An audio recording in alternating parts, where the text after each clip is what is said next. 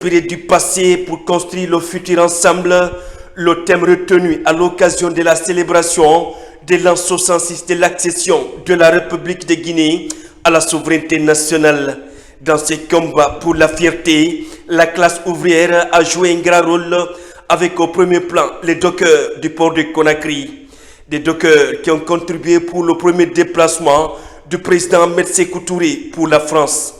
Au port de Conakry, pour rendre hommage aux dévanciers, cette date historique est célébrée avec faste par l'ensemble des acteurs portières sous les yeux du ministre Ousmane Gawal Diallo, ministre des Transports et porte-parole du gouvernement. Lorsque vous êtes dans une administration où il y a une bonne ambiance, où les gens n'ont pas peur les uns des autres, vous obtenez une meilleure productivité.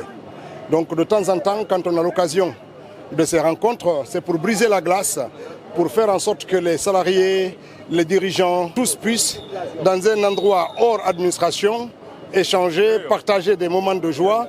Et puis cela permet de briser certaines méfiances et peut-être renforcer la confiance et l'amitié entre nous. Et j'espère que cela va augmenter notre attachement à la nation et renforcer notre productivité. L'occasion a été mise à profit pour renforcer l'unité d'action et surtout rappeler les grandes réalisations des travaux d'extension et de modernisation du terminal conventionnel du port de Conakry. Selon le classement de la Banque mondiale en 2024, le port de Conakry est premier dans la sous-région de par sa compétitivité et 8e port le plus performant en Afrique. Pour créer un climat de convivialité entre les travailleurs du secteur portuaire et maritime, organiser ce tournoi, et nous sommes très fiers de l'organiser. Le Bayrak, en tant que partenaire de l'État, voudrait ici remercier le chef de l'État, le président de la République, pour avoir permis un climat d'investissement favorable au pays et au port en particulier.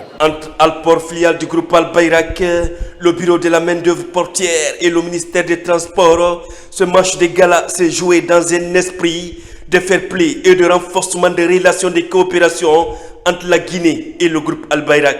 Notre victoire, ce n'est pas fortuite. On a préparé ce match, ce tournoi-là. Aujourd'hui, on a eu le bon résultat. Franchement, le BMOP est très content de dépasser la limite. Cet esprit fédérateur s'aligne derrière la vision prônée par le chef de l'État, le général des corps d'armée, Mamadi Doumbouya. Les travaux d'extension de la plateforme portuaire et de modernisation des opérations de manutention ont minimisé drastiquement les surestaries dans la sécurité et la sûreté. Grâce au soutien du président de la République, la construction d'un terminal pétrolier effectif est à ce jour, Alport compte 1200 salariés.